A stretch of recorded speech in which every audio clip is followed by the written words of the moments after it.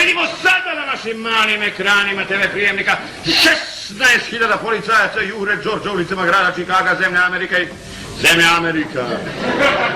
Ko normalno hoda, bole njega za policiju.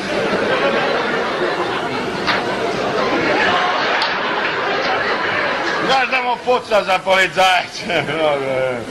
Opkoljavaju ga sa sviju strana. Što vidimo sada na našim malim ekranima TV prijemnika. Vidimo Đorđa koji pokušava da pobjegne na periferiju grada Čikaga. Gledaju u ekran, jebem ti majku tjebe. Ja posle objašnjavam šta rade policajci, šta rade policajci. Koliko policajaca opkoljava Đorđa? Ajde da vidimo sada. Šta si naučio u školi? Ajde, šta si na času naučio, jebem li ti majku seljačku? Koliko policajaca? 106.000 policajaca! Opkoljava, evo, beži na periferiju grada Čikaga!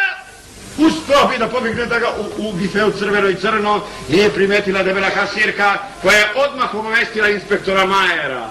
Evo sad vidimo dolazak inspektora Majera s velikom limuzinom ide pravo do nas.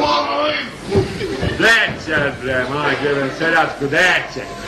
Nije to kao ono kad smo pre rata gledali bioskopa, naiđe lokomotiva na nas i pobeže po sedište dole. Nisam mogao te namolim da idemo kući, gledali smo filmu 2, 4, 6 i 8 zbog tebe. Sedi! Ovo je drugo!